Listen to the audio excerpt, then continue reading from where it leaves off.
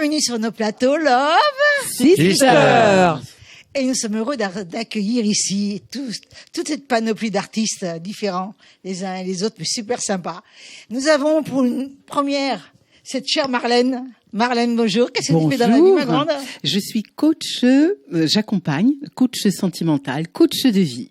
Coach de vie. Voilà. Donc sentimental, c'est-à-dire pour ceux qui ont des problèmes sentimentaux. Eh bien, on peut dire qu'il y en a beaucoup. Oui, enfin, pour régler, c'est pas facile. Et coach de vie, c'est pour les gens âgés ou Non, il n'y a pas de, à partir du moment où on a un cœur, qu'on a 18 ans, allez, je prends pas en dessous.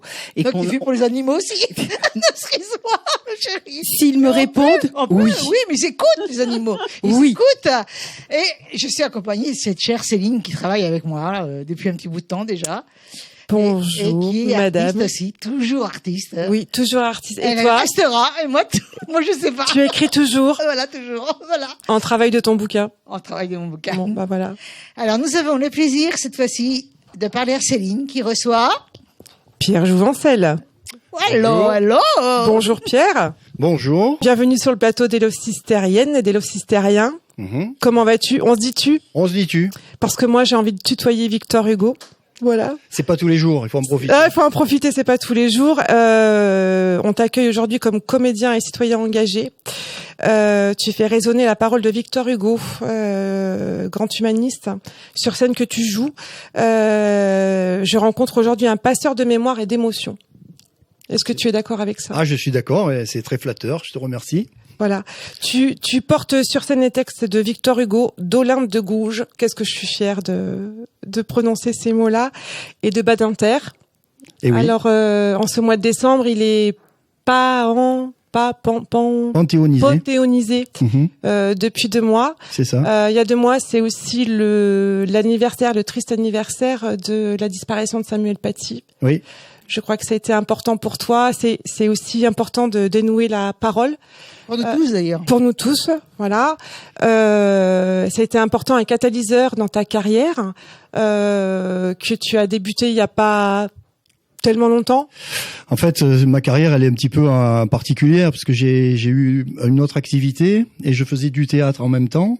Et on va dire que à partir du moment où j'ai vraiment cessé mon activité officielle, on va dire, j'ai repris pleinement mon activité de comédien et d'auteur de théâtre. Mais je fais du théâtre depuis une 30aine d'années et vraiment avec ma compagnie depuis 10 ans. Avec la compagnie Élégie. Compagnie Élégie que j'ai créée, oui. Que tu as créée, que tu fais vivre avec le concours de ta compagne. C'est ça. De ton épouse, peut-être. Absolument. Voilà. Oui. Et tu me confiais, quand on s'est parlé par téléphone, tu me confiais que Victor Hugo faisait partie de ta vie déjà quand tu étais enfant. Oui. Je sais pas si c'est le cas de beaucoup d'enfants aujourd'hui, voilà. Je ne sais pas, mais je pense qu'il y a encore des enfants qui lisent de la poésie, et même à mon époque, je pense qu'on n'était pas très nombreux. Non. Mais je faisais partie de ces enfants qui adoraient dire des poèmes. Oui. Et Victor Hugo, effectivement, a été un de mes marqueurs dans l'enfance, et c'est pour ça que lorsque j'ai décidé de vraiment créer ma compagnie, Victor Hugo, j'avais envie de faire un spectacle autour de Victor Hugo et autour de ses poèmes. Et je me suis aperçu au fur et à mesure que je ne pouvais pas dire que ses poèmes, parce que Victor Hugo, sa vie est absolument fabuleuse, et donc il a fallu que j'écrive sur sa vie. On pourrait écrire 10 romans sur la vie d'Hugo. Et donc j'ai mêlé à la fois cette vie et son œuvre avec des poèmes de Victor Hugo et les discours de Victor Hugo, qui, en plus d'être poète et écrivain, était, comme tout le monde le sait, un homme politique. C'est ça, voilà. Et tu connais la musique aussi, tu as été oboïste. Oui, alors j'ai fait de la musique enfant, voilà, je suis oboïste, donc j'ai un goût immodéré pour la musique depuis que je suis enfant. Tu vas jusqu'au bout des choses, je crois que c'est ce que j'ai compris, parce que tu parles de ton le parcours que tu fais avec Victor Hugo, ce parcours que tu suis jusqu'à l'incarner physiquement sur scène, parce que moi j'ai été surprise, on verra des images qui vont suivre notre interview, j'ai été surprise de la ressemblance avec Victor Hugo, donc c'est une incarnation. Oui. Et tu es Victor Hugo depuis l'enfance. Oui, enfin je suis un grand amateur, on va dire, j'ai toujours suivi Victor Hugo, mais on va dire depuis que j'ai commencé à écrire ce texte, là ça il fait vraiment partie de ma vie maintenant, voilà. Et donc oui, c'est une incarnation, et on va dire que voilà, je vis tous les jours, je suis un petit peu avec Victor Hugo. C'est ça. Tu nous parles de la République dans ton spectacle. Oui, alors dans l'humaniste, oui, ça c'est mon deuxième spectacle, c'est le spectacle que j'ai créé cette année au Festival d'Avignon. Donc effectivement, comme tu l'as dit tout à l'heure, le déclencheur, ça a été l'assassinat de Samuel Paty, qui m'a amené à d'abord comme beaucoup d'entre nous, je pense, hein, j'ai été sidéré effectivement par cet assassinat absolument horrible. Donc et après le moment de vraiment d'écœurement, je me suis dit il va falloir j'ai eu envie d'écrire quelque chose sur l'humanisme pour dire il faut peut-être qu'on remette l'humanisme au cœur de la société. Et comme je voulais pas je voulais pas être un homme politique, mais je voulais être engagé dans la société en dénonçant un certain nombre de choses et en tout cas en faisant aussi connaître ce que beaucoup de nos contemporains ont oublié, c'est-à-dire l'histoire de l'humanisme et l'histoire de la République. Et donc j'ai repris en fait suite des extraits des grands discours humanistes depuis la Révolution jusqu'au XXe siècle, et je voulais m'arrêter au XXe siècle parce que je voulais pas rentrer dans une tribune politique. Je suis d'accord avec toi dans ce que voilà. tu dis, mais le discours humaniste a été complètement beaucoup plus honnête par le passé que maintenant, quoi. Ouais. Et donc ça n'a plus rien à voir. Maintenant c'est un bourrage de crâne. Donc aujourd'hui aujourd'hui on entend toujours la même chose. Et l'humanité, l'humanisme, on est des êtres humains et je sais pas, mais beaucoup maintenant se taisent et disent plus rien. Donc ils ont tort de se taire. Oui, mais voilà. C'est pour ça que j'ai fait c'est pour ça aussi que j'ai écrit ce texte. Et d'ailleurs, quand je joue ce spectacle, puisque je l'ai créé à Avignon cette année, les retours des spectateurs, c'était merci parce que ça nous redonne un coup de boost et ça nous permet aussi d'abord, il y a beaucoup de choses que la plupart des gens ont oubliées sur l'histoire de la République, comment cette République est née, comment on en arrive à la 5e République et quelles sont les grandes étapes qui ont fait que nous sommes le peuple que nous sommes aujourd'hui en France. Et donc c'est tout ça, cette histoire en fait que je reprends, et je crois que les gens avaient besoin d'entendre un discours qui les recentre aussi sur ce que nous sommes véritablement. Et donc effectivement, et je termine avec l'abolition de la peine de mort. Donc tu as rappelé qu'effectivement Robert Badinter en octobre, le jour d'ailleurs du moment où Mitterrand a aboli la peine de mort, le 9 octobre 1981, et Badinter a été panthéonisé ce jour-là, le 9 octobre. Donc c'est une date marquante puisque c'est l'abolition de la peine de mort pour laquelle Hugo s'est battu toute sa vie, et pas que Hugo, hein. On peut citer Camus, on peut citer Gambetta, Clémenceau, Jaurès, enfin il y a énormément d'hommes politiques et d'écrivains qui se sont battus pour l'abolition, mais c'est effectivement en 81 qu'elle a été vraiment abolie. Et comme je le dis souvent à des amis, le combat n'est pas fini parce que peut-être qu'un jour ça reviendra, parce qu'on sait que le peuple finalement est toujours très marqué par cette idée que la peine de mort va régler les problèmes. Je rappelle qu'au moment où Badinter a fait voter le texte, il y avait 62% des Français qui étaient favorables à la peine de mort. Oui. Voilà, mais en même temps, il y a une chance que tu as inouïe, c'est que tu es comédien et que tu peux dévoiler justement toutes ces injustices. Mais le lambda ne peut pas le dévoiler. Donc il est puni s'il dit la vérité. Je sais pas. Moi je pense que ce qu'il faut, moi ce que j'essaye de faire passer comme message, c'est dire vous n'êtes pas tout seul. Nous sommes relativement nombreux, qui finalement peut-être sans voix pour porter le message, enfin en tout cas pas une voix suffisante, mais en tout cas nous sommes suffisamment nombreux. Et il faut qu'on se serre les coudes, et que face à une société où on voit l'individualisme, la peur de l'autre, l'obscurantisme religieux, le libertarisme de l'autre côté de l'Amérique, etc., il faut qu'on se serre les coudes pour essayer de défendre ces valeurs qui nous ont portés, qui ont fondé la République et qui ont fait ce que nous sommes. Et si nous sommes suffisamment, j'allais dire, coopératifs entre nous, on peut faire des choses. Seul, effectivement, on peut rien. Mais en même temps, il s'agit de ta volonté d'utiliser le théâtre comme un média, comme un médiateur pour faire passer des messages. C'est une arme civique. Alors, pour moi, le théâtre est un lieu d'engagement. c'est pas un lieu politique. Et souvent, je réponds parce que suite à Humaniste, beaucoup de gens m'ont dit mais c'est dommage, vous parlez pas des problèmes d'aujourd'hui, vous êtes arrêté au XXe siècle. Et je dis non, je me suis arrêté au XXe siècle parce que justement, on est avec le recul de l'histoire et je ne voulais pas rentrer sur un débat vraiment contemporain. Parce que si je rentre sur un débat contemporain, je fais une tribune politique. Et là, je suis pas. Moi, j'ai fait de la politique dans ma vie il y a longtemps, il y a très longtemps. J'ai eu aussi une vie là-dessus, mais cette vie, elle est derrière moi. Aujourd'hui, j'estime qu'un comédien, un acteur de théâtre, ça, c'est le message d'Hugo aussi. Oui. Un comédien, un acteur, un artiste doit être engagé. Oui. Et c'est le grand débat qu'il a eu à son époque avec des gens comme Théophile Gautier, par exemple, ou les Parnassiens, qui considéraient que l'art devait être consacré uniquement à l'art. C'est-à-dire l'artiste devait consacrer sa vie à l'art. Et Hugo considérait, lui, au contraire, que l'artiste devait être engagé dans son siècle. Engagé pour faire passer des messages et que le fait d'être engagé, ça ne faisait pas en sorte qu'il allait diminuer sa capacité artistique, mais au contraire qu'il allait plus faire passer encore des messages vers le peuple. Parce que ce qui est important finalement, c'est qu'on s'adresse au peuple, c'est qu'on s'adresse à chacun d'entre nous, sinon l'art ne sert à rien. C'est ça. Voilà. Quels sont tes projets après Avignon? Tu m'as dit tout à l'heure, on est à 300 représentations. Oui. Alors déjà, bravo. Je crois que ça mérite des applaudissements. J'espère que vous serez sensible derrière vos écrans au travail de Pierre Jouvencel. Et après ça, qu'est-ce que tu nous réserves? Où est-ce qu'on va pouvoir venir t'écouter?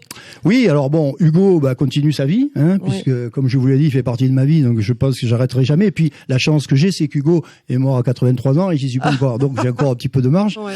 Ensuite, Humaniste, qui continue aussi son histoire. Je suis vraiment très très heureux de l'accueil qu'a connu ce spectacle au Festival d'Avignon. Et là, je suis en train de préparer un spectacle sur Apollinaire. Parce que c'est un poète que j'aime beaucoup aussi depuis très très longtemps. Ça va s'appeler Le Fou d'amour. Donc je suis en phase d'écriture et ça va être évidemment Apollinaire. On peut pas parler d'Apollinaire sans les femmes parce qu'il a toujours été complètement très très marqué par ses aventures et par ses amours. Donc voilà, ça va s'appeler et Apollinaire évidemment c'est les femmes et c'est aussi la guerre puisque il a reçu un éclat d'obus en 1916. Il va mourir en 1918 et cette guerre l'a marqué profondément, lui, l'apatride, lui qui est né russe et qui n'obtiendra sa nationalisation que quelques jours avant de recevoir cet éclat d'obus dans la tempe.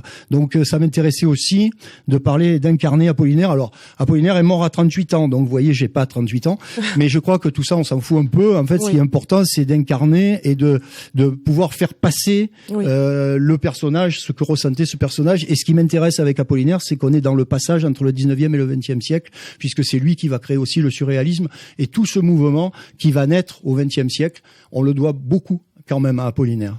Tu joues de l'écriture automatique ensuite? Non, alors non, je fais pas de l'écriture automatique, mais ça me dérange pas d'en lire. Je suis tombé au bac sur André Breton, donc voilà, c'est quelque chose qui m'a marqué quand même. Mais non, je fais pas d'écriture automatique. Notre interview est terminée, Pierre Jouvencel. Moi, j'aurais aimé discuter avec toi pendant des heures et faire connaître ton travail. Un petit peu plus longtemps, mais c'est pas possible. Hein. On reprendra. Est-ce que tu peux nous dire, en regardant la caméra, où est-ce qu'on peut découvrir ton travail, te regarder sur scène, un numéro de téléphone, une page Facebook? Oui, alors page Facebook, Facebook c'est Pierre Jouvencel comédien, Instagram Facebook. Donc là, c'est vraiment, on est beaucoup sur les réseaux. Donc allez-y, n'hésitez pas si vous souhaitez suivre ce que fait la compagnie. Donc il y a 3 bouquins, si je me trompe pas de côté, ils sont là. Donc Humaniste qui est sorti, qui est sorti donc cette année avec les grands discours.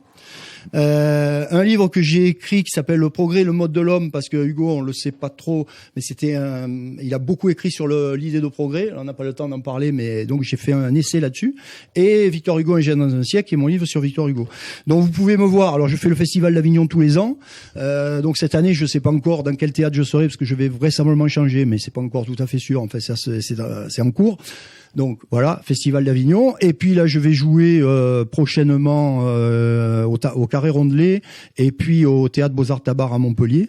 Avec Hugo et Humaniste. Voilà, donc si vous voulez venir me voir, c'est entre... Alors j'ai plus les dates en tête, j'aurais dû les regarder plus attentivement, mais ça va être entre janvier et le mois de mars. Donc si vous regardez sur Carré Rondelet et Beaux-Arts Tabar, vous pouvez venir me voir donc à Montpellier. Sinon je joue dans toute la France et beaucoup dans les collèges et les lycées. Et donc je le dis aux profs, voilà, je joue notamment en Victor Hugo. Humaniste, c'est vraiment du niveau lycée. Je pense que c'est pas adapté pour les collégiens, mais Victor Hugo, vous pouvez aussi me contacter. Et contacter, c'est au 06 23 37 21 30. 06 23 37 21 30. Merci beaucoup. Merci Pierre, merci beaucoup. Alors, merci à vous.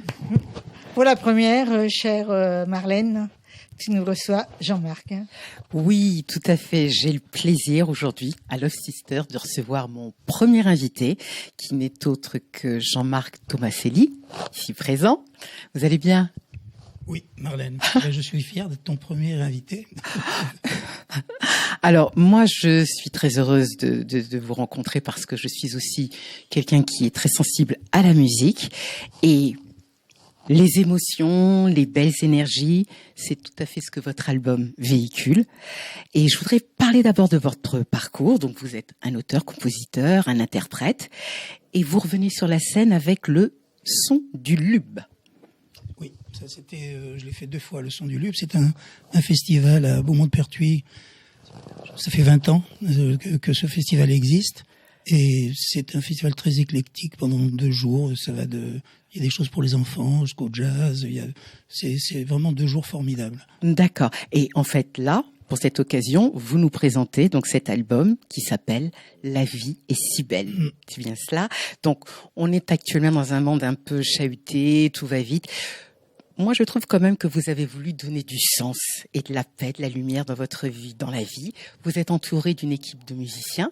Vous pouvez un peu nous en parler, ces musiciens? Ce sont des musiciens formidables, des musiciens de jazz. La jeunesse de cet album, de ces 2 albums, oui. Parce que La vie est si belle, acte 1 est sorti il y a 2 ans, et le nouveau, La vie est si belle, acte 2 sort au mois de janvier. Donc très bientôt. Et j'ai eu un problème de santé en 2017 qui était assez grave.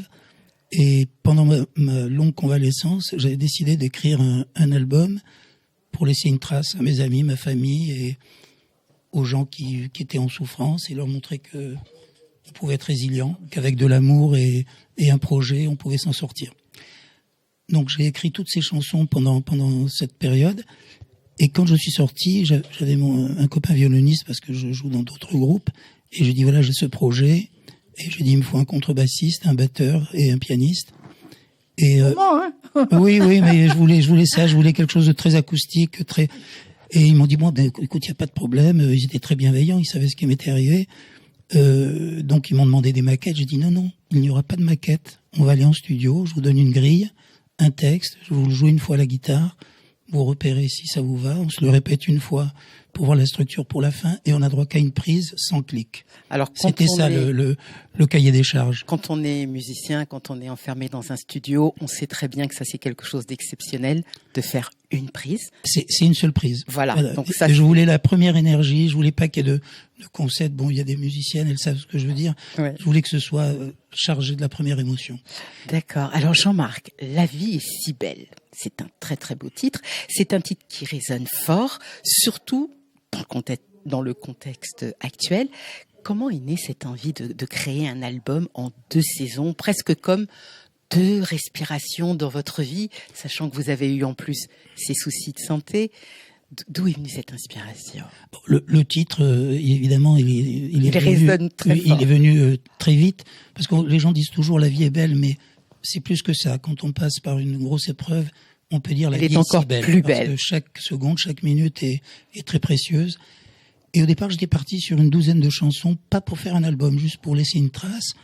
Et quand j'ai fait écouter à mes copains, musiciens, ils m'ont dit non, il faut que tu fasses un album avec ça, c'est trop beau. Et on en a fait un, et puis l'appétit est venu en mangeant, et on en a enregistré 2 d'affilée. dans les mêmes conditions, avec les mêmes musiciens, les mêmes choses. On faisait 5 titres par jour à peu près. Donc quand on est musicien, on sait ce que c'est d'enregistrer 5 titres dans la journée. C'est quelque chose de... C'est du travail forcé, ouais. Ça, Jean-Marc, quand même. Et donc ce qu'il fallait dire dans cet album, c'est que je voulais être sincère, le plus sincère possible, parce que j'étais dans une maison de disques dans les années 80, chez Polydor, qui était une grande maison de disques. Et à l'époque, j'étais encore jeune, et on est dans la séduction, on fait des choses pour plaire au plus grand nombre et tout. Et là, j'avais renoncé à tout ça. Je me suis dit, faut que je raconte les étapes importantes de ma vie. Donc, chaque chanson a une histoire. Chaque chanson a une résonance particulière pour moi. Et quand on est sincère, il peut rien vous arriver.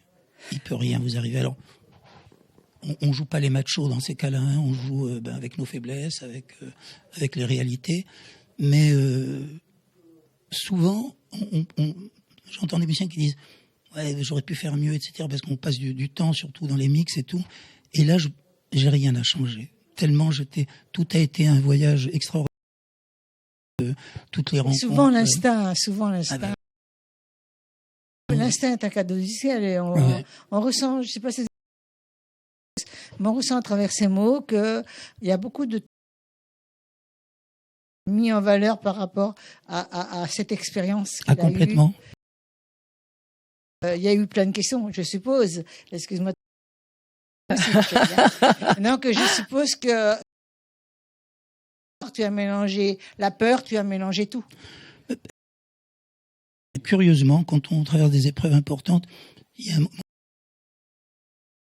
puis on passe cette étape, et après il y a l'espoir. C'est très curieux comme cheminement. On peut aussi préparer. Oui. Et préparer, moi, c'est terrible. Oui, mais moi, j'ai essayé de m'en sortir pour préparer, parce que je n'avais rien préparé. Donc, et c'était très très important de dire, bon voilà, on se met à poil, quoi. On se met à poil et on dit tout. C'est un peu chaud ici. C'est chaud ici. Ça fait un peu chaud. Avant de chanter, vous pouvez faire votre show. Donc moi, ce que j'ai retrouvé dans vos morceaux, excuse-moi, c'était un mélange subtil de jazz, de folk, et même avec des consonances de tango, de sons un peu qui viennent d'ailleurs. Ça, c'est un peu aussi une part de vos voyages qu'on retrouve. Alors, il y a un tango. Bon, il y a des musiques, typiques. Il y a des musiques africaines. Mais il y a un tango pour une raison très simple. Ça a été vraiment un cadeau. Alors, c'est vrai que quand on est artiste, on peut être inspiré, mais là, ce n'était pas une inspiration. C'était un vrai cadeau. J'étais dans le nord de la France, dans un petit port où il y avait l'hôtel, la route et les bateaux, le port. Et ce soir-là, après avoir mangé tout seul sur ma petite nappe à carreaux, je me retrouve dans ma chambre d'hôtel au premier étage. Je m'approche de la fenêtre et j'entends les bateaux s'entrechoquer, des chaînes. Et je vois un vieux monsieur, enfin j'imagine qu'il était vieux, tenant son par-dessus, son chapeau, passer sous un réverbère avec une pluie presque horizontale. C'était une vision très cinématographique, très Simenon. Et là, presque dans un état second, on n'ayant bu qu'une demi-bouteille de vin, comme d'habitude, donc il n'y avait rien de... Oui, pour tenir le choc, oui, pour tenir. Je me suis assis, j'ai pris ma guitare, et la chanson est venue en 2 heures, j'avais tout, les 4 couplets. Mais ça, c'est un clip, ce que tu viens de nous raconter là. Et le clip est en tournage actuellement. Le clip, vous le verrez, c'est un clip extraordinaire. Je raconte toute cette histoire. Je me suis assis, tout est venu. Ça s'est jamais reproduit, hein, c'était la seule fois. Non, c'est très beau. Peut-être que je méritais ce soir. Et donc j'ai voulu un tango parce qu'il y avait un côté plus dramatique dans le tango. Donc il y aura des danseurs de tango sur l'asphalte mouillé comme ça. Alors d'une façon tout à fait plus personnelle, quand nous avons échangé, tu m'as parlé de ton rôle de papa et de l'association que tu avais montée avec ton épouse en rapport à ton fils qui est autiste, qui a une vingtaine d'années. Oui, 25 ans. Ouais. Qui a 25 ans. Je voudrais que tu me parles de cette association, du fait aussi de quel rôle tu joues par rapport à ce que tu peux apporter à cet enfant, comment tu l'as vu grandir. Bravo pour lui avoir donné ce goût de la musique. Moi, c'est mon moteur, pour tout vous dire, parce que parfois on me dit, ça doit être compliqué d'avoir un fils autiste et tout. Moi, pas du tout. C'est là que j'ai pris conscience de mon rôle de père. C'est s'en débarrasser. Ouais. Non, mais Muriel. Quand j'ai mais quand j'ai découvert, quand on a découvert qu'il avait ce symptôme, moi j'écoutais beaucoup de musique, j'écoutais du Jonas, du Michael Bublé, du jazz, et la musique, c'est là où ses yeux brillaient, où ça l'animait. Il a appris à parler comme ça avec la musique. Donc je l'emmenais à tous les concerts. Je me souviens d'avoir amené voir Peter Gabriel, il avait 3 ans, je l'avais sur les épaules. 2h30 de concert avec lui sur les épaules, c'était pas simple, mais voilà, et c'était des moments de joie. Donc aujourd'hui, il est batteur, il est dans une compagnie, je sais pas si vous connaissez une émission qui s'appelle le Papotin. C'est tout à fait ça. Donc il est dans une compagnie où il fait de la musique, du cabaret, et ils ont fait des spectacles dans des grandes salles comme le Silo à Marseille et tout. Donc c'est notre satisfaction. C'est son don. Oui, son don, c'est la danse. C'est un super danseur, et il est batteur. Voilà, donc il prend des cours de batterie. Donc c'est une des raisons aussi pour lesquelles je me suis battu, parce que faut l'accompagner le plus longtemps possible. Ça, c'était donc l'association s'appelle Artichaut, A-R-T-E Show, S-H-O-W. Et il y a 5-6 ans, j'avais monté un festival de la Tour d'Aigle, un festival avec le parrain de mon association, c'est Zachary Richard, qui est un chanteur de Louisiane. Et je l'ai fait pendant 3 ans, puis après je suis tombé malade. Mais là, on fait beaucoup de soirées caritatives. Et on en fait même à la maison. J'ai une scène à la maison où j'invite des artistes qui viennent jouer. Et avec les recettes, on envoie une 12aine d'autistes à chaque fois dans des séjours de répit pour que les parents se reposent un peu. Donc on a 3 ou 4 éducateurs, et là ils sont allés faire un stage de cirque. On les envoyait à Central Park. On les envoie faire des journées de bateau, des journées de bowling, voilà. Alors, et c'est notre Alors Jean-Marc, comme toutes les bonnes choses ont une fin, même si la vie elle a beau être belle, je voulais simplement que tu nous dises où nous pouvons t'écouter, te retrouver, et c'est le nom de l'association. Oui. Alors, il l'a dit. On a 2 associations, Artichaut, dont je vous ai parlé pour les autistes, et on a monté une 2e association qui s'appelle Handipot, pour tous les handicaps. Donc il y a des trisomiques et des gens handicapés, où on fait un peu le même process. Et donc pour me retrouver, c'est simple, hein, sur les réseaux sociaux, Instagram, TikTok, YouTube, évidemment. Il y a pas mal de clips. Et alors pour avoir de la visibilité, il y a 2 ans à peu près, j'ai créé une série de shorts, ce qu'on appelle des shorts, c'est-à-dire ça dure moins d'1 minute. Et j'ai commencé sur Insta et sur TikTok, et maintenant sur YouTube. Et je raconte des anecdotes sur des chansons ou des artistes. J'en ai déjà fait 90, avec certaines qui ont fait plus de 200 000 vues. Donc c'est quand même intéressant. Et ça m'a amené du monde sur ma chaîne musicale. Et là, j'en enregistre encore 30 le mois prochain. Voilà, c'est assez amusant à faire. Bon, il y a de la recherche, mais ça m'amuse beaucoup. Et autrement, bon, je joue dans pas mal il y a beaucoup de salles alternatives aujourd'hui où je joue beaucoup en duo avec un violoniste ou en trio. Et je vous enverrai le programme si on peut le faire par sur Facebook, il le sera. Et là, bien pour conclure, nous allons avoir la primeur d'entendre ce titre. Ah oui, alors là vous allez entendre. Nous allons entendre ce titre du prochain album. Voilà, La vie est si belle. En tout cas, Jean-Marc, merci pour cette intervention. Merci. Et je voulais dire juste un mot sur Pierre, parce que j'ai adoré. Nous avons tous adoré. Parfois, on se sent seul. On a l'impression moi, j'ai fait une chanson engagée qui s'appelle N'entends-t-il pas, parce qu'un matin, je me suis levé, je souffrais de ce que j'avais entendu la veille. Et moi, je suis un chanteur romantique, nostalgique, et là, je me suis engagé. Et je suis admiratif d'un engagement, parce que je n'ai jamais osé m'engager. Cette fois-ci, j'ai osé. Et puis, je vais lui proposer quelque chose après l'émission. D'accord. Et bien, Jean-Marc, proposition sur le plateau. Mais c'est génial. Merci beaucoup. Et on écoute votre titre. Merci. Merci.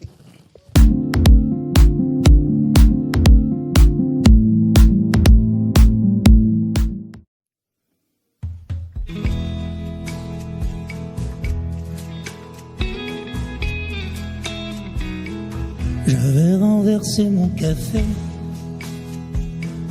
la concierge rêvait d'escalier, les gosses inventaient des bateaux, avec la pluie dans le caniveau.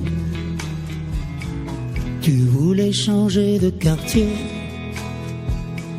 changer d'amour et d'oreiller, de ton départ dans le matin. Il ne me reste que ton parfum.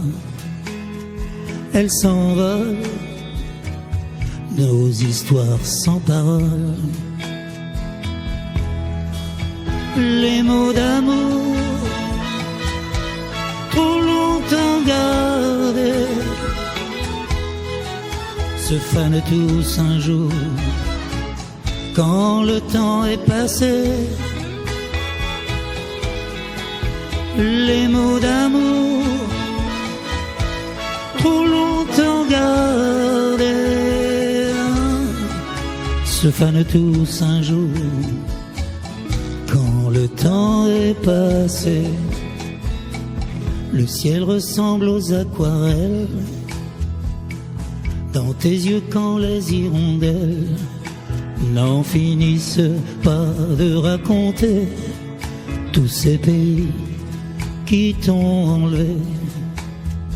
Elle s'en va, nos histoires sans paroles. Les mots d'amour trop longtemps gardés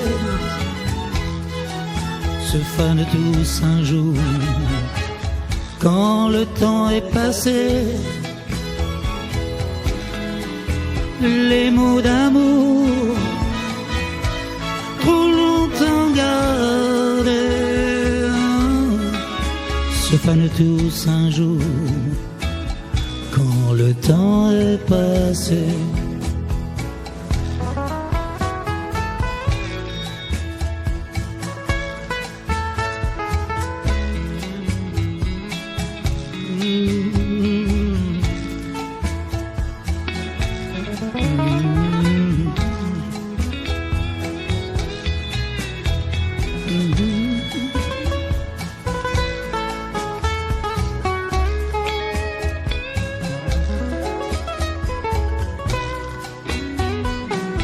Mes mains sont vides et mes souliers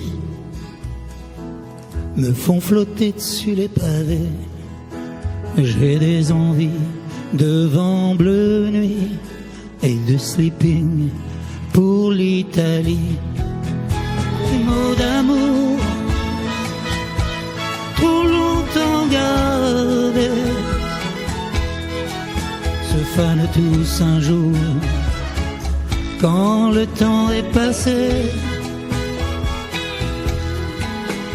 Les mots d'amour trop longtemps gardés se fanent tous un jour quand le temps est passé. Les mots d'amour trop longtemps gardés se fanent tous un jour quand le temps est passé. Les mots d'amour trop longtemps gardés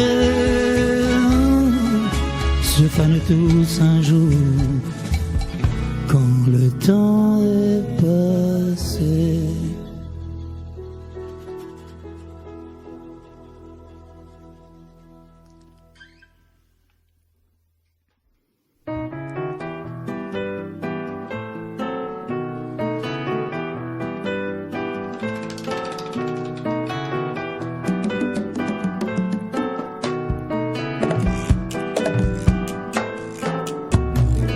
Tu pleures dans la brume sur le Saint-Laurent. Tes sanglots vont se noyer dans le vent. Petit cœur de plume, petit goéland, tu vas te perdre dans l'océan. Petit cœur de plume, ne m'oublie pas, viens te poser un moment près de moi. Petit cœur de plume, si tu t'en vas, emporte un bout de mon cœur brisé. Hey, hey, hey, hey, hey. Au-dessus de l'écume, loin du Saint-Laurent, tu poursuis ton vol si déchirant. Petit cœur de plume, au gré des courants, tu dérives perdu dans l'ouragan. Petit cœur de plume, ne m'oublie pas, viens te blottir un moment dans mes bras. Petit cœur de plume, si tu t'en vas, surtout, surtout ne te retourne pas. Mes chansons d'amour, je te les donne, elles ne serviront plus à personne. Mes chansons d'amour, je te les donne, emporte-les dans le vent d'automne. Hey, hey, hey, hey, hey, hey. Tu pleures dans la brume sur le Saint-Laurent, tes sanglots vont se noyer dans le vent. Petit cœur de plume, petit goéland, tu vas te perdre dans l'océan. Petit cœur de plume, ne m'oublie pas. Si tu ne vois jamais le soleil levant, si tu tombes avant, emporte avec toi un petit bout de mon cœur brisé. Hey, hey, hey, hey, hey. Mes chansons d'amour, je te les donne, elles ne serviront plus à personne. Mes chansons d'amour, je te les donne, emporte-les dans le vent d'automne. Mes chansons d'amour, je te les donne, elles ne serviront plus à personne. Mes chansons d'amour, je te les donne, emporte-les dans le vent d'automne. Hey, hey, hey, hey, hey, hey, hey.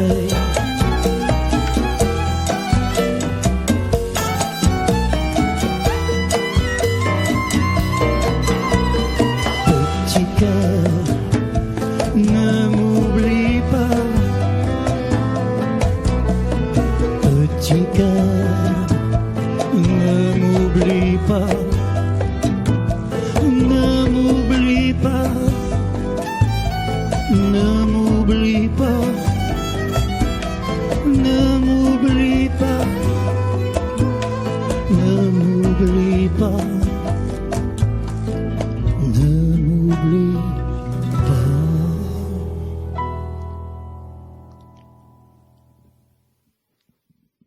Muriel. C'est à ton tour. Eh oui, c'est à mon tour. Alors moi, j'ai le plaisir de me recevoir mes deux invités, Naïri et Adélaïde. Bonjour. Le groupe C'est le duo Yatekok. Yatekok. Voilà, c'est un nom hongrois qui signifie les jeux, le plaisir de jouer et de partager. Et on est des pianistes. Alors, ce que je remarque et ce qui m'a beaucoup intéressé lorsque je vous ai eu au téléphone, c'est pas commun déjà. Je crois que c'est unique. À mon avis, c'est unique. Jouer à 4 mains. Comment le décrire exactement? Oui, bah en fait, c'est vrai que d'habitude, on fait des carrières plutôt de piano solo. Voilà. Où on accompagne d'autres musiciens, d'autres instrumentistes.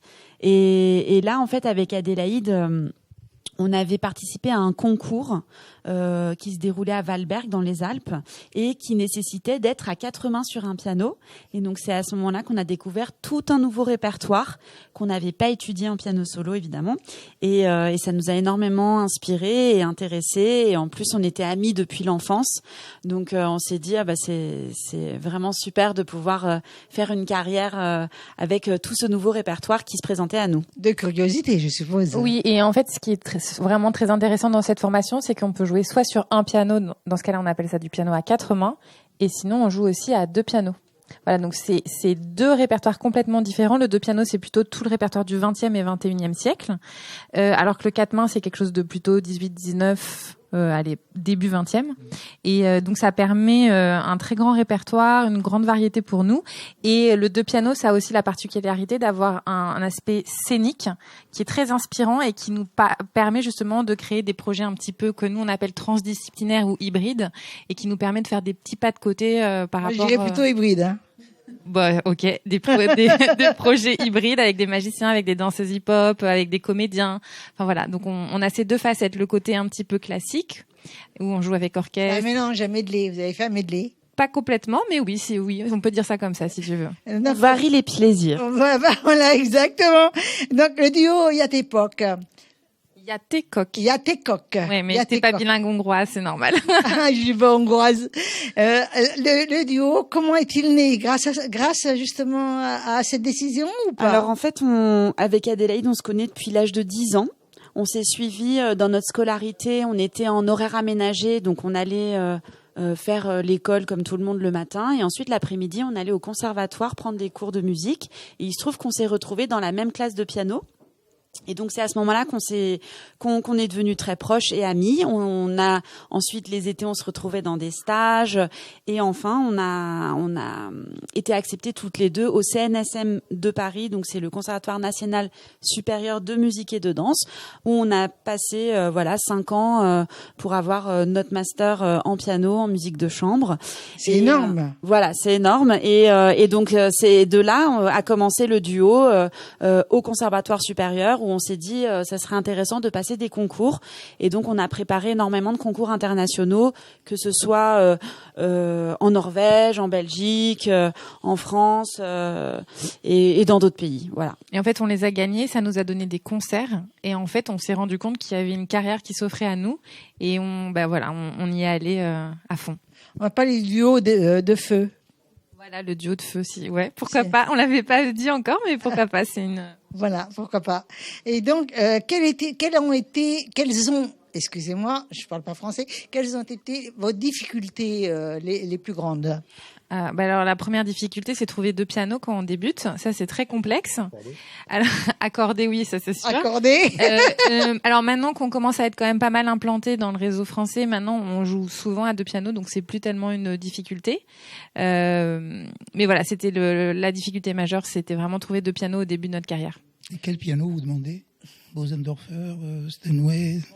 On essaye de pas être difficile là-dessus, parce que sinon on n'aura aucun piano. Donc on prend ce qui se présente à nous. On joue très souvent sur des Yamaha, sur des Kawai, Steinway, Bosendorfer, ça nous arrive, Bechstein aussi, voilà. D'accord. Et le choix des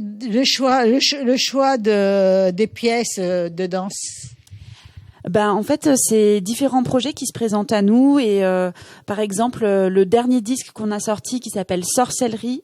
Carnaval et Sorcellerie, c'est ça? Voilà. Donc, Carnaval, c'était en 2021, mais Sorcellerie, c'est le dernier qui est sorti. Voilà, l'année dernière. En fait, on a construit le programme autour de la sonate de Liszt, qui est une pièce, un monument pour le piano seul.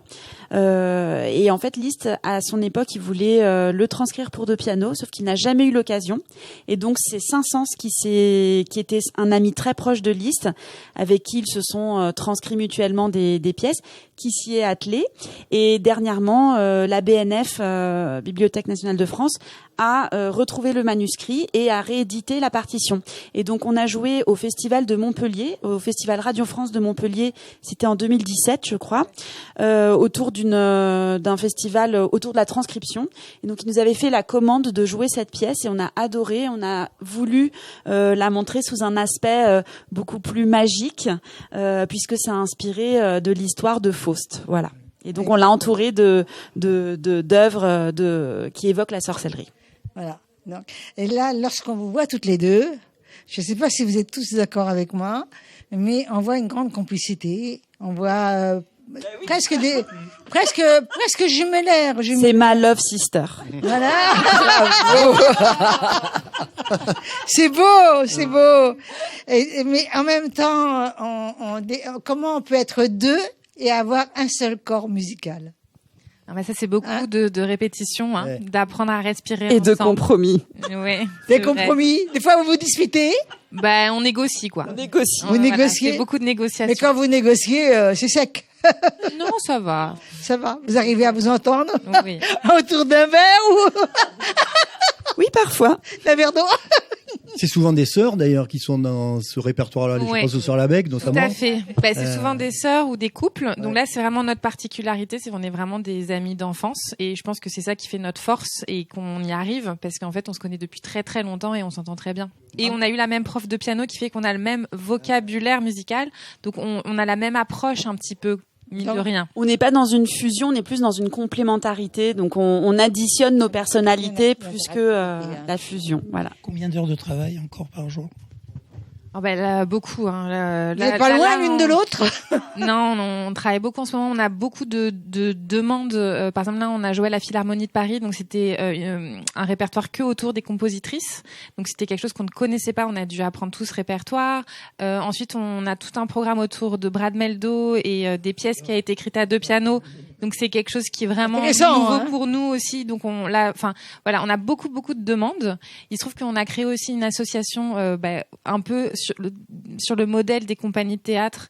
Donc on s'appelle la compagnie Yatecoq, justement pour développer nos projets personnels, demander justement des subventions, être soutenu par la région Occitanie, la ville de Nîmes, et pour nous permettre justement de créer des projets. Et donc on a un grand lien avec le théâtre de Nîmes. On jouera l'année prochaine justement un nouveau projet autour de Rammstein. Parce que donc Rammstein, c'est un groupe de métal, et il se trouve qu'en fait on a fait leur tournée pendant 2 ans des stades. On faisait première partie. Donc on faisait des reprises de Rammstein à 2 pianos, et donc on a fait un CD qui est sorti chez Universal, et de là on s'est dit maintenant que c'est terminé, ça serait bien de faire quelque chose qui nous ressemble, et donc d'associer à des pièces du répertoire du 21e siècle ou du 20e siècle. Donc on va l'associer à la musique répétitive minimaliste. Ça va s'appeler Rammstein on the Beach, en référence, ça c'est vraiment quelque chose de très pointu. Il y a un opéra de Philip Glass qui s'appelle Einstein on the Beach, et donc du coup on va mélanger du Philip Glass, avec du Rammstein. Mais autrement, le piano est-ce que vous chantez? Non. Non, on chante pas, mais par contre, ce qui nous tient à cœur, c'est un peu ce qu'on se disait tout à l'heure, c'est de pouvoir ouvrir la musique classique, en fait, de ne pas en faire une niche, de ne pas faire que ce soit juste pour certains initiés, et donc on essaye toujours d'ouvrir les esthétiques, d'ouvrir les publics, d'ouvrir les lieux de diffusion. Oui, il y a des passages. Il y a des passages obligatoires.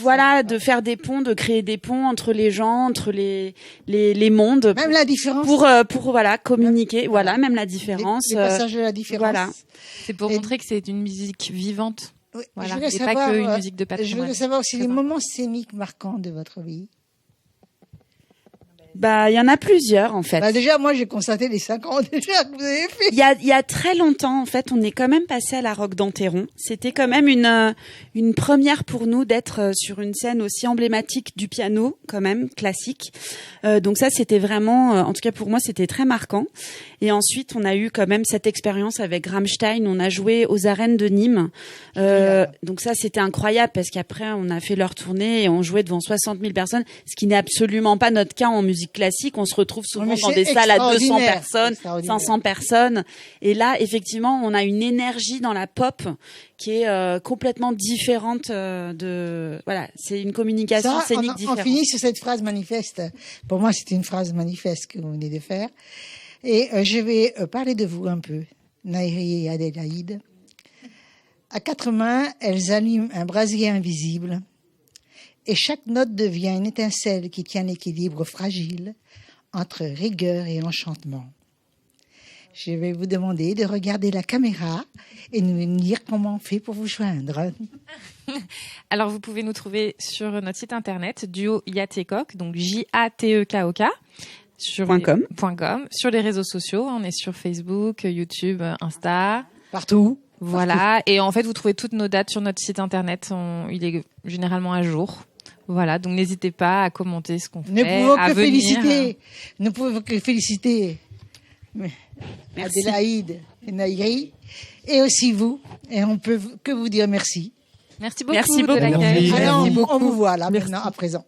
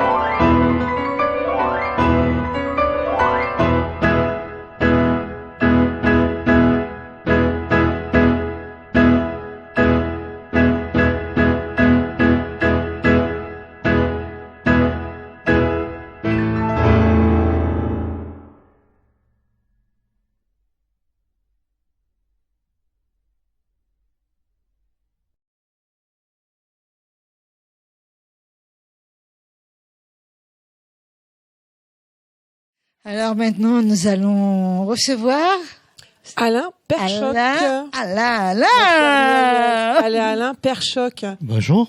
Perchoc. Oui. C'est un sacré choc dans votre vie, la peinture, Alain. Oui. Vous me disiez de façon très personnelle la semaine dernière par téléphone que vous faites une belle rencontre pendant le Covid. Oui. Voilà, où vous avez eu besoin de créer un espace à travers la toile, pas tout de suite, à travers le dessin. Tout à fait. Voilà, pour évacuer un petit peu le stress de ce moment-là. Oui, mais c'est-à-dire que je suis quelqu'un qui est très actif, très actif, un retraité très actif.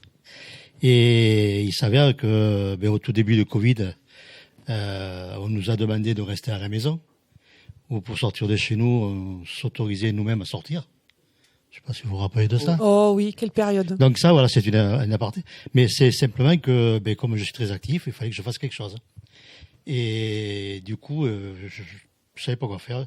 J'ai une vieille bûche de bois sur mon bureau. J'ai pris une feuille de classeur, un crayon à papier, et je commençais à la dessiner.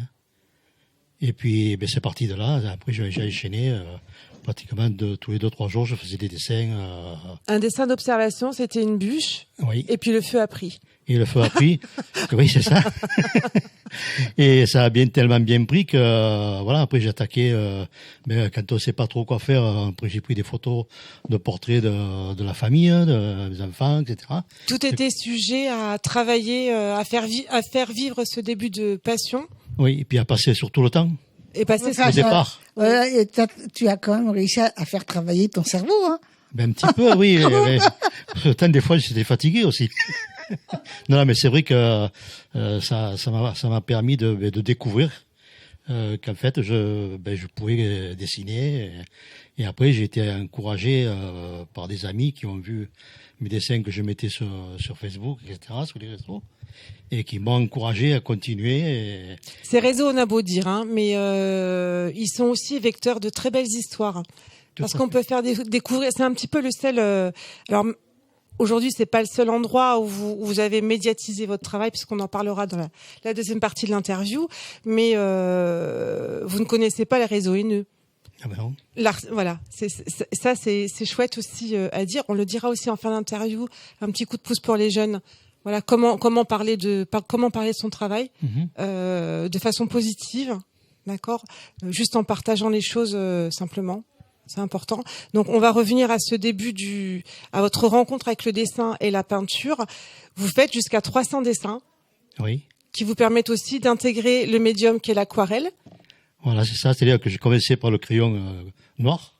Ouais. Et gris ou noir. Oui, le fameux crayon gris. Voilà. Oui. Et disons que j'avais peur de la couleur, donc parce que j'avais jamais pratiqué. Donc, j'ai fait beaucoup de crayons noirs. Et puis, au bout d'un moment, je me suis dit, tu as essayé de passer la couleur. Je me suis acheté un coffret de crayons couleur. Et là, je me suis aperçu que j'arrivais à coordonner certaines choses, mais j'arrivais pas à mélanger. Donc, moi, je voulais créer mes couleurs. Ouais. Donc, du coup, je suis passé à l'aquarelle. Ouais. Et ça a été le début de ma peinture. Et ensuite, de l'aquarelle... Alors, à l'aquarelle, je vous coupe, Alain. Vous êtes parti des couleurs primaires pour passer au secondaire, puis au tertiaire, où vous avez fait ça aussi de façon instinctive. Instinctive. Instinctive. Ouais.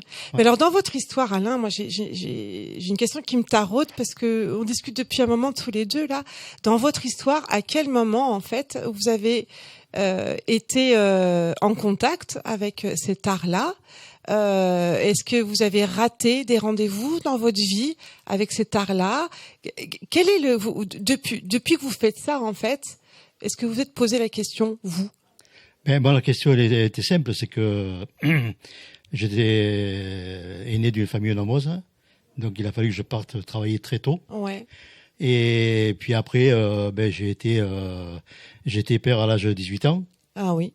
Et donc, d'une chose à l'autre, c'était la famille d'abord, le travail, etc. Ouais. Donc, je n'ai jamais eu, et en même temps, j'étais très actif aussi. Oui. Comme je disais, je faisais aussi partie de pas mal d'associations, ce qui fait que j'étais très occupé. j'ai jamais eu le besoin de penser à autre chose que ce que je faisais. D'accord. Et c'est justement, des fois, le Covid, ça peut faire des choses. Hein. Ça a voilà. fait des choses, c'est la philosophie de la maladie, ouais. Voilà. Et c'est là que je me suis aperçu que, comme je n'avais pas d'autre activité, je pouvais faire autre chose. Donc, vous passez du crayon, de la bûche. Voilà, la bûche. Vous allumez le feu avec votre premier papier, vous en faites 300. À la 300e, vous passez à l'aquarelle, vous passez dans le fluide. Voilà. Et aujourd'hui, vous êtes à l'acrylique. C'est ça. Voilà. Donc, c'est ça. Après, je voulais faire sur la toile. Et la toile, la toile, c'était plutôt l'acrylique qui se rapprochait quand même un peu du travail de l'aquarelle, parce que c'était la peinture à l'eau. Voilà. Et du coup, j'ai attaqué. Je suis maintenant en 2 ans et demi, je suis à 70 toiles.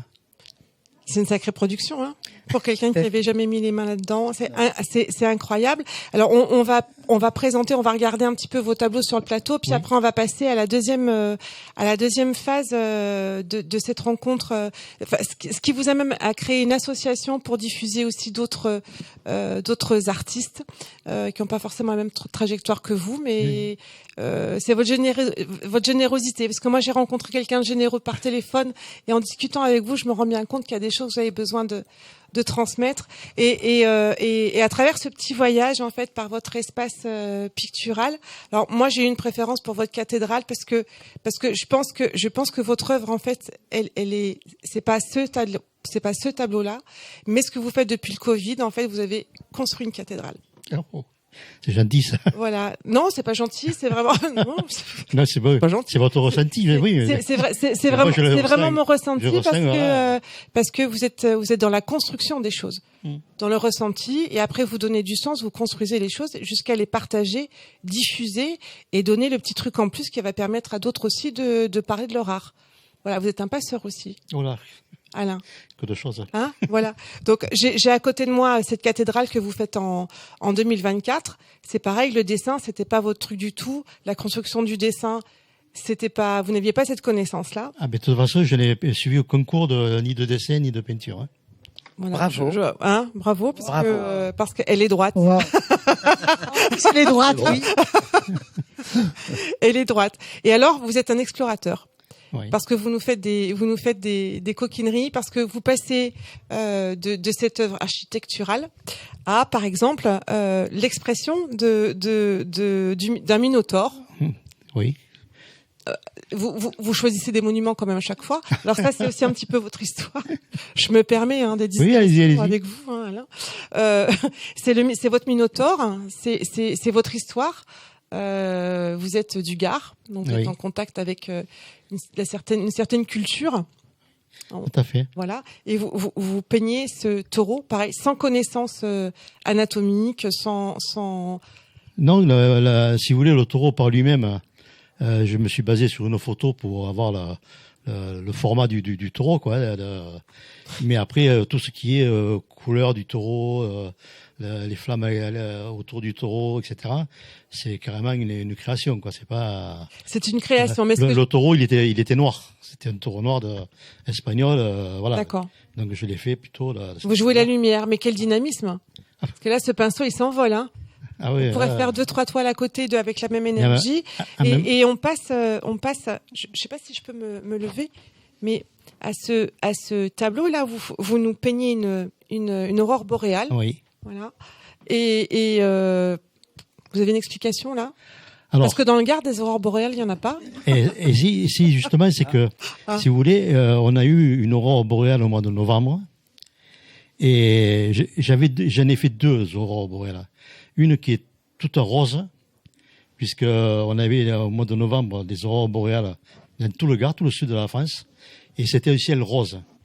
Et on parlera tout à l'heure des photographes aussi, mais j'ai des photographes qui maintenant voient mes œuvres et qui m'envoient des photos pour me servir de base de travail pour faire mes tableaux. C'est une reconnaissance. L'interview avance. Je voudrais que on peut pas passer sur le dernier tableau qui est là-bas, où là vous épurez énormément votre travail comme une fin de ligne, quelque chose, et vous créez votre association Seven Arts. Oui, c'est ça. Seven Arts, voilà, qui permet la diffusion est la promotion aujourd'hui de 62 peintres. Alors des dessinateurs, il n'y en a pas beaucoup dans votre association. Non, il y en a 2. Ouais, voilà, 2. Ah, donc 60 peintres. Il y en a quand même 2. Hein. Il y en a quand même 2, voilà. Et vous permettez à votre commune et aux communes alentours de créer des événements autour de la peinture. C'est ça. D'accord. Et de créer du lien, de créer de la connaissance dans la peinture. Voilà. Et où est-ce qu'on peut trouver cette association sur Alors l'association est sur Alès. Oui. Donc c'est chez moi. Oui. Parce que je suis le président de l'association. Regardez la caméra là-bas, Alain. Voilà. Vous êtes président de l'association Seven Art. C'est ça. Voilà. Et donc, je peux parler de l'histoire de l'association 2 minutes. Rapidement, il faut donner les coordonnées. Rapidement, donc elle a été créée au mois de février 2024, ouais. À l'occasion d'une installation d'exposition où nous étions 4 ou 5 peintres et photographes à discuter. Et puis, c'est avec de la discussion, on s'est aperçu qu'il n'y avait pas sur Alès ou la région d'Alès d'associations de peintres et de photographes pour créer des expositions. Et donc, on a créé cette exposition qui a pour but d'aller dans les petites communes pour créer des expositions chez eux, leur amener une animation avec nos peintres et nos photographes, puisque sur les 62, on est à peu près une quarantaine de peintres et une vingtaine de photographes et deux dessinateurs. Voilà. Et comment on fait pour vous trouver ? Donc sur Facebook, vous avez la page Facebook Seven Art. On a créé un site internet aussi, donc sevenart.fr. Et puis voilà. Donc après, il y a les coordonnées avec les mails, le téléphone, etc. Sur les réseaux. Voilà. D'accord, merci. Merci Alain. Merci beaucoup. Choc d'être venu et à très bientôt. Alors dans une expo. Oui, bien sûr. À très bientôt. Vous êtes précisément bien invité. À très bientôt. Marlène, tu nous reçois Richard. Voilà. Alors, j'ai le plaisir d'accueillir Richard Gougis. Bonjour. Bonjour. Alors, Richard Gougis est avant tout un journaliste de Midi Libre et c'est un passionné de sport. Il a eu la chance de couvrir un événement qu'on a tous aimé, donc les Jeux Olympiques. Moi, j'étais persuadée que c'était 2025. Il m'a confirmé que c'était 2024. Le temps passe vite. Le temps passe vite. Donc ça, c'est une très très belle chose. Mais Richard, vous êtes avant tout un romancier. Et vous êtes je ne veux pas dire un fanatique, ça ne se dit pas, mais vous êtes avant tout un écrivain. Vous avez publié un premier ouvrage qui s'appelle Hérésie. Donc c'est un thriller gothique. Et puis Négligence en 2018 et puis en 2020 Sarcophage. On a quand même des titres qui ont des liens. Aujourd'hui, moi je vous reçois pour ce roman, Passeur des Enfers. Le Passeur des Enfers. Je veux bien que vous teniez votre thriller. Donc Le Passeur des Enfers, c'est un roman qui nous entraîne entre Annecy, l'Hérault et le Sénégal. Sacré voyage. Rien que ça. Alors, pouvez-vous nous parler un petit peu de cette intrigue qui me semble assez allaitante? Non, il est à l'endroit. Mauvais passage, Muriel. Donc, Richard, pouvez-vous nous en dire un peu plus sur cette intrigue qui reste allaitante et puis parlez-nous un petit peu du Passeur des Enfers. Alors, c'est une intrigue qui se déroule en grande partie dans la région. J'aime bien que les intrigues se passent dans la région parce que je trouve on vit dans un endroit qui est plein de très beaux sites et j'aime bien mettre ce patrimoine en valeur dans mes romans. Donc j'ai situé à Clermont-Lérault ce qu'on appelle une UMD, une unité pour malades difficiles. Donc c'est là où on enferme en fait les psychopathes, les gens qui sont dangereux pour eux-mêmes, qui peuvent être dangereux pour eux-mêmes ou pour autrui. Voilà. Alors Hannibal Lecter entre dans cette catégorie-là. Donc j'ai créé ce qui aurait pu être un espèce d'Hannibal Lecter enfermé dans cette UMD à Clermont-Lérault depuis une dizaine d'années. Et on ne sait absolument pas pourquoi il est enfermé dans cet établissement. Et il accepte de se confier à un chercheur qui prépare une thèse sur les tueurs en série. Donc il va raconter son histoire, son enfance au Pic Saint-Loup, son adolescence au Sénégal, qui est un moment clé du roman, où il va faire la connaissance notamment de la légende africaine du passeur des enfers. Voilà. Et parallèlement à ça, alors au fil du récit, ce qui est assez déroutant, c'est qu'on va découvrir un personnage assez ambivalent, qui a des côtés aussi très érudits, très poétiques, presque attachants par certains côtés. Donc le chercheur va être un petit peu déstabilisé, d'autant plus quand, à l'extérieur des murs, une série de meurtres assez abominables sont commis.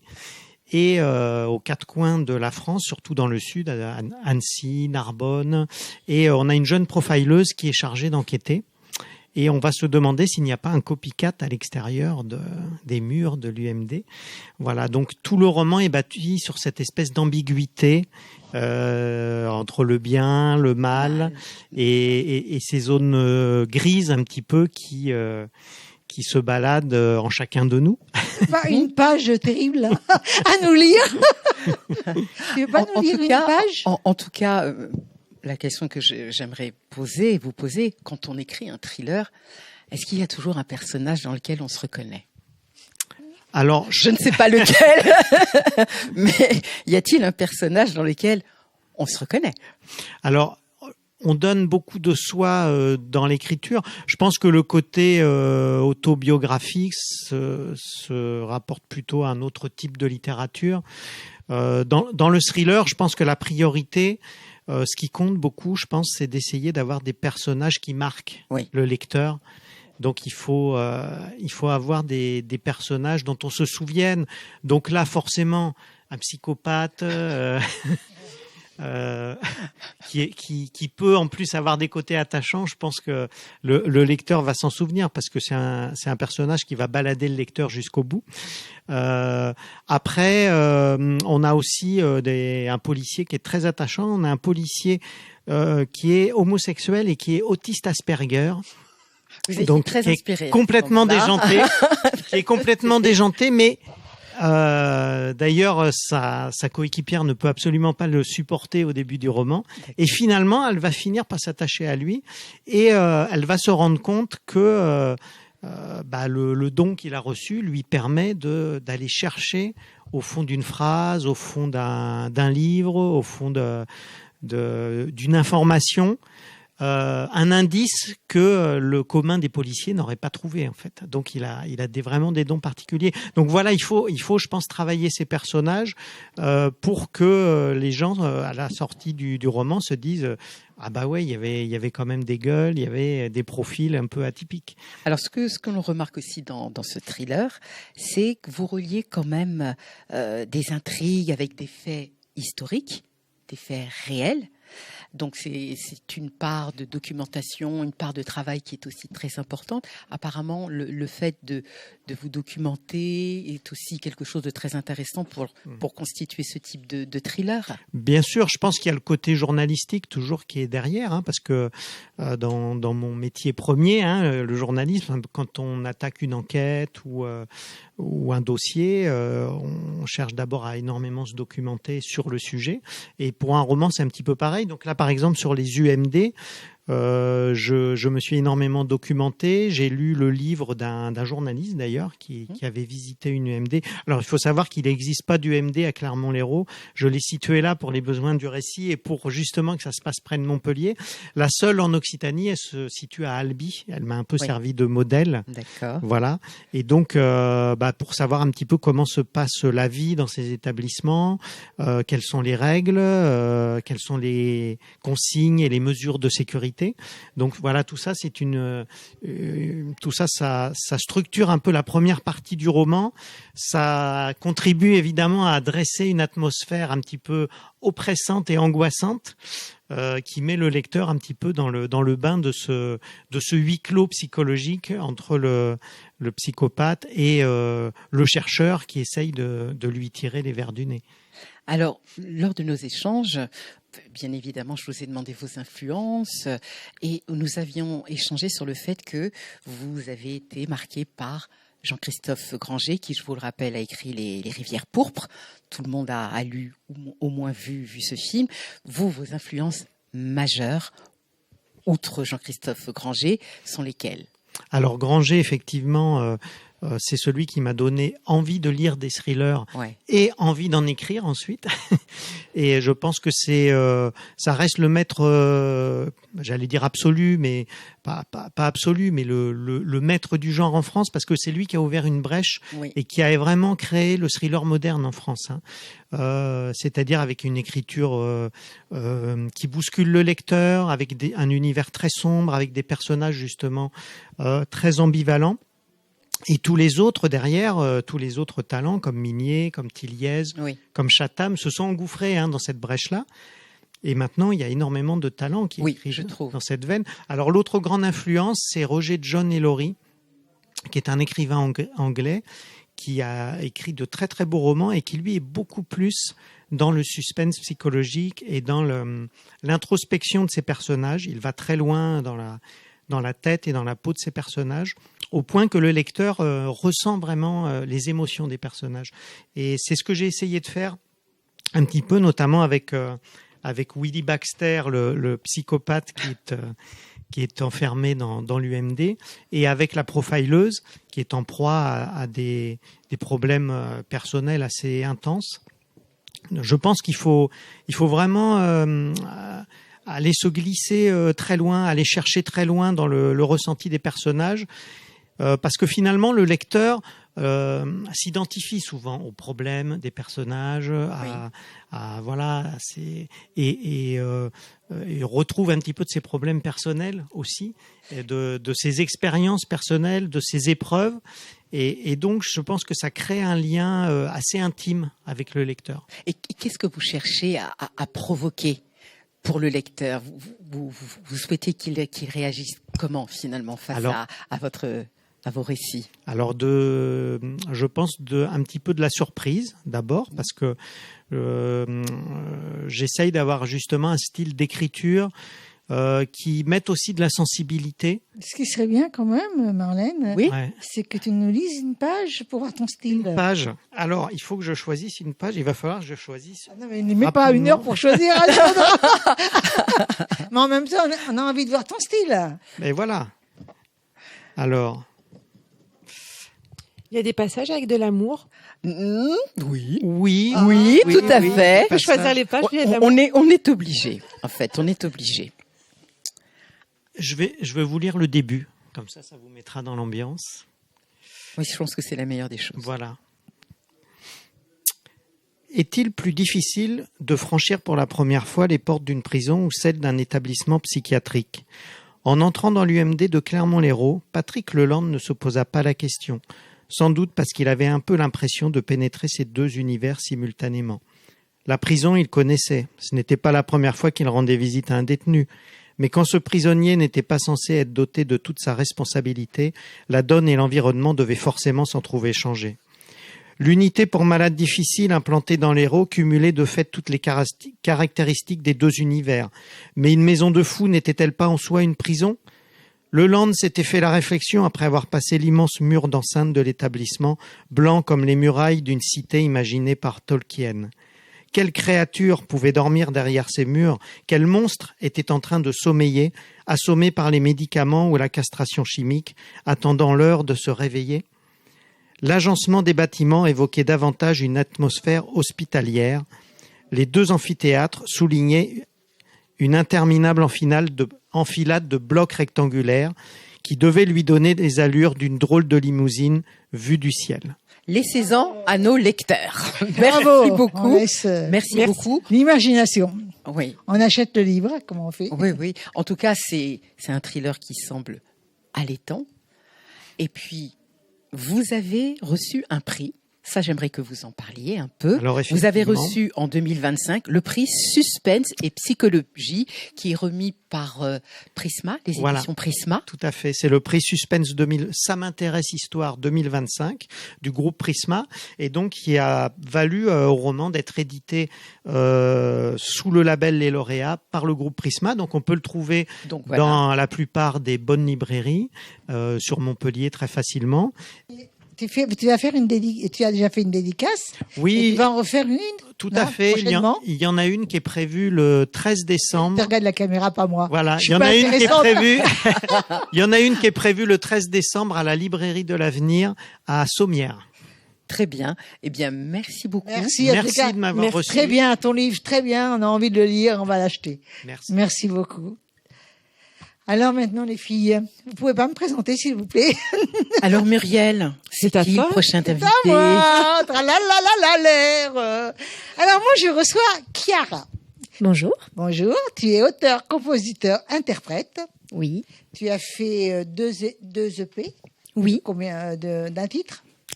J'ai fait un EP de 6 titres et un de 5. Bravo. Faut plus en faire 12, parce que 12 c'est trop. Ils écoutent pas les 12. C'est ça. T'es d'accord avec moi? Je sors single par single normalement. Vaut mieux. Je crois que maintenant. Il va petit à petit. Vaut mieux faire comme ça. Et donc, qu'est-ce qui t'a poussé à écrire tes premiers textes? J'écrivais pas du tout. Parce que pour moi, c'était quelque chose qu'on devait faire depuis petit, etc. Et la musique, tu la faisais déjà? Oui, je chantais depuis très longtemps. Et ma maman, un jour, m'a dit, mais il faut que tu écrives tes chansons, Bon, ok. Je l'ai pas fait. Et puis un jour, j'ai rencontré mon compositeur qui m'a dit, j'en ai marre de te voir reprendre des chansons, faudrait que tu écrives. Oui, parce que... Et puis voilà, puis entre-temps, j'en ai reparlé à ma mère qui m'a dit mais tu as assez de vécu pour écrire, et du coup, j'ai commencé à écrire sur ma vie. Carrément au départ. Voilà. Sur ta vie. Profond, des textes profonds. J'ai écrit, du coup, ma première chanson, c'est L'Envol que j'ai interprété, que je vais vous interpréter. Et puis après, ça a continué petit à petit. Et quelles traces ces deux EP ont laissé artistiquement? Je suis sortie grandie de ça, forcément, et en plus, le style n'est pas. Le style, c'est entre guillemets, si je peux me permettre de dire, mon style, parce qu'on n'est pas sur un style bien défini. Je compose un peu comme je me lève, donc je peux faire des chansons à voix comme du rap, voilà, c'est instinctif. Parce que j'ai pas pu te poser la question autobiographique ou tu parles dans des émotions, effectivement. Oui. Donc là, c'est les questions traditionnelles.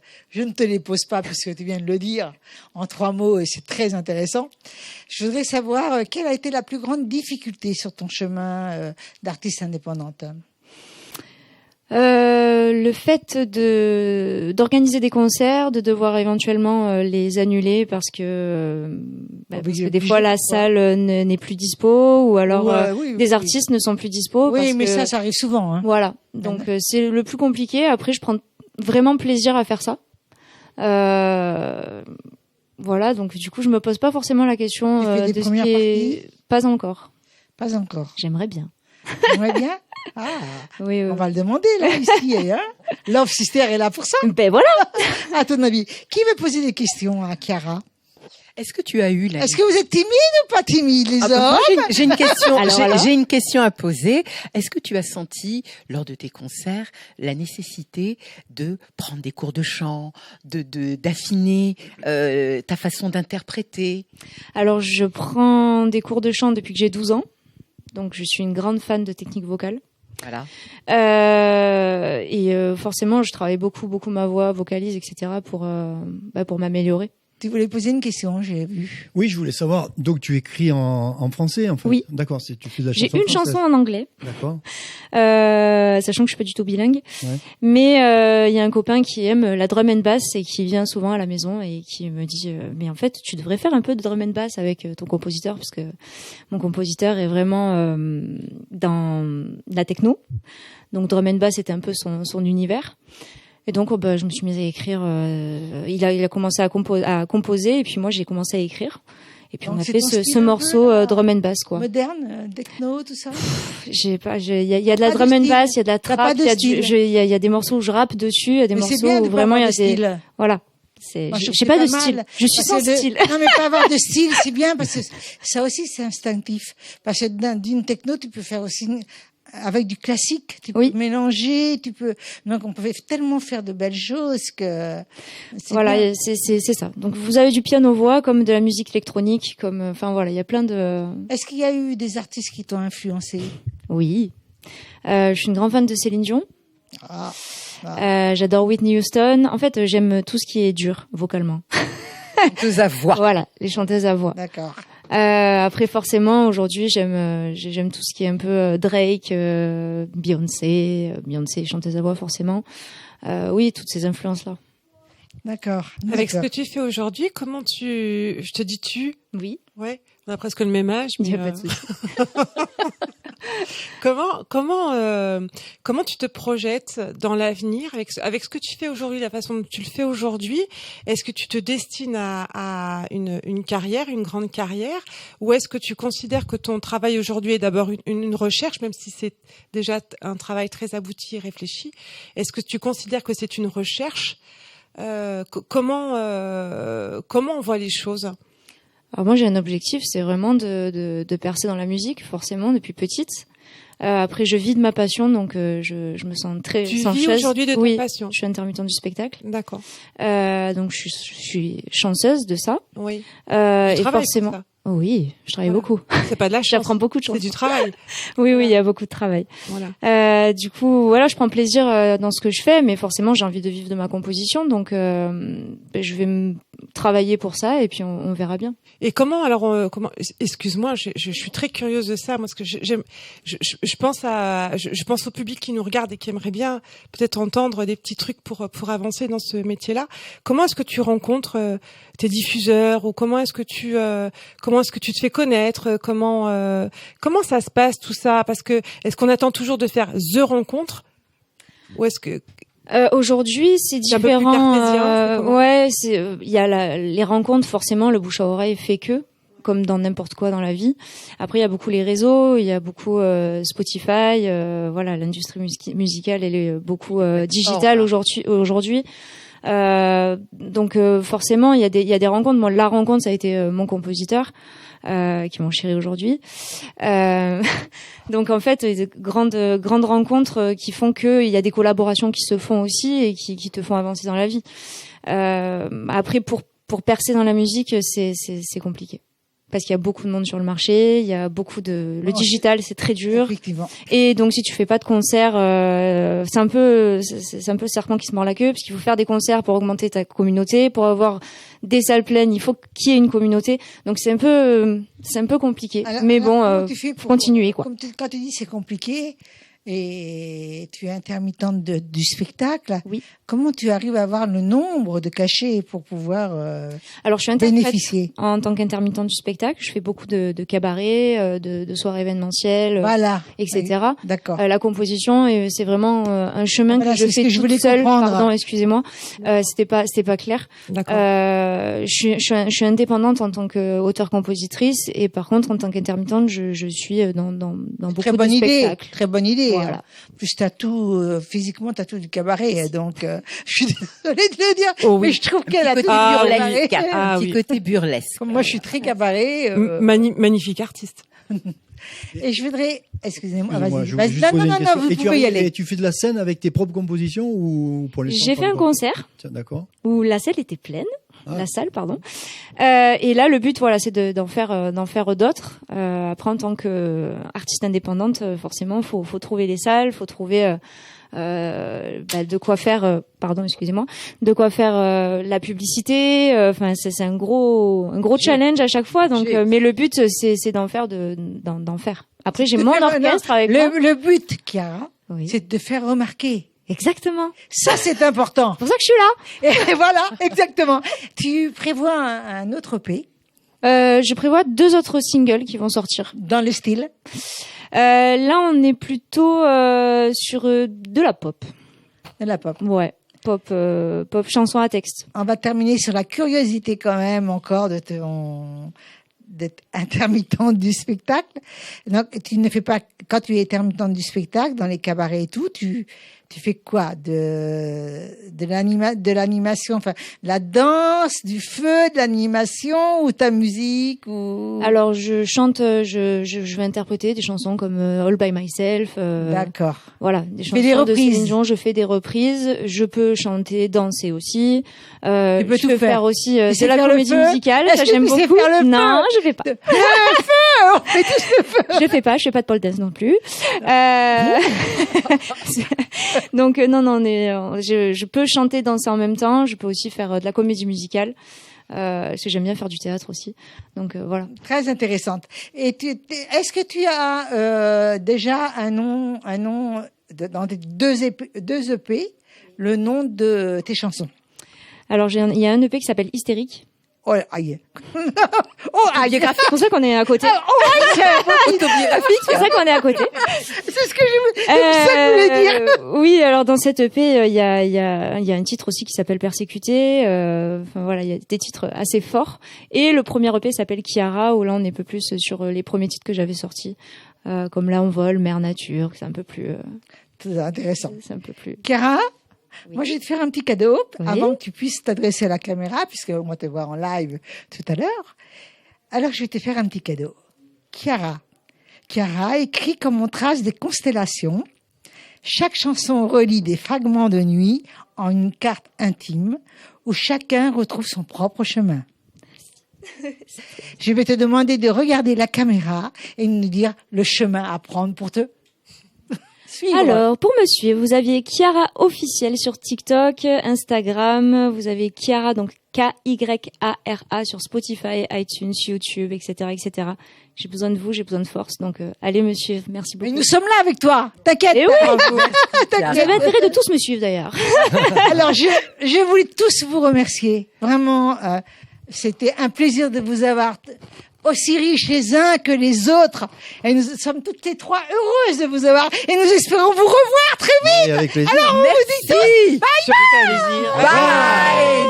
Bye.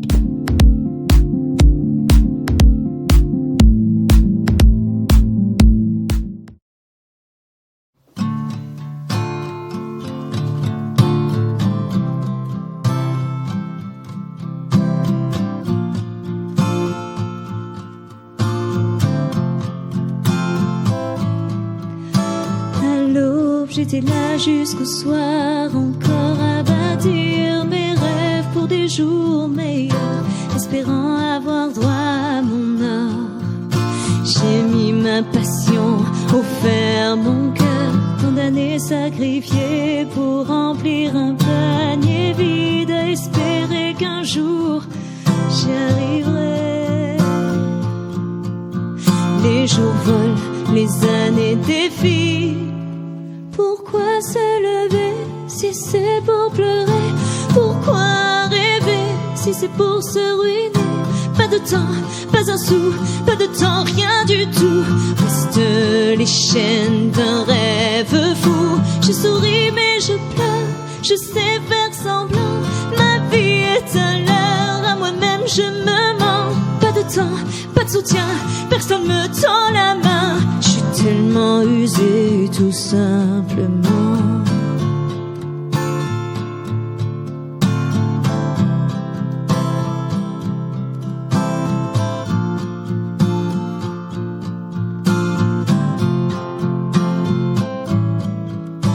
Des jours, des nuits, des années sans repos, tant d'envie, de sueur et d'espoir, laissant un goût amer sur mon radeau. Pourquoi continuer si tout est noir? À quoi bon être passionné? À quoi bon déposer mon âme? Le monde brille, je ne peux y accéder. Il ne reste que le désespoir et sa lame. Pourquoi se lever si c'est pour pleurer? Pourquoi rêver si c'est pour se ruiner? Pas de temps, pas un sou, pas de temps, rien du tout.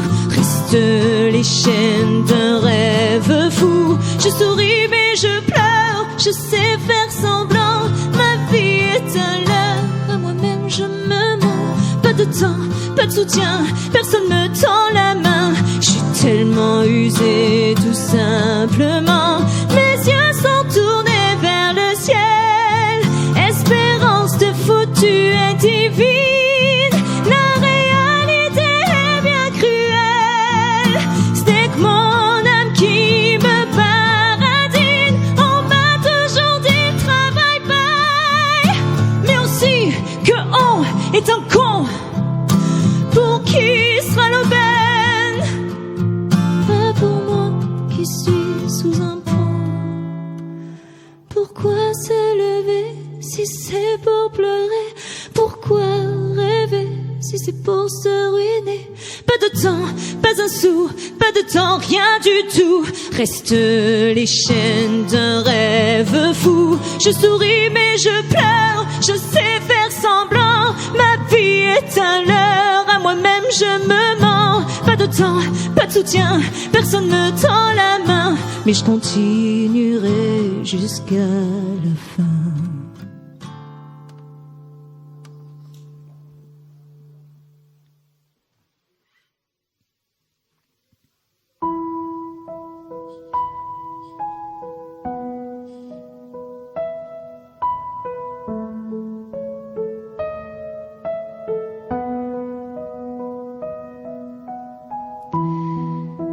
Depuis que tu t'es envolé, tout s'est écroulé, tout a basculé. Et parfois elle hurlait, parfois elle te détestait, mais jamais, oh non, jamais, elle ne t'aurait quitté. Elle fait sa vie et j'en suis ravie. Après tout, qu'elle fasse selon ses envies. Mon étoile, tu sais, elle ne sourit plus, elle ne parle même plus. Elle n'est plus cette femme que nous avons connue. Son corps, son âme ont été emportés ce jour où tu t'es. J'ai parfois du mal à comprendre. J'ai tant essayé d'apprendre. Tu sais, on a le droit de juger le comportement adopté.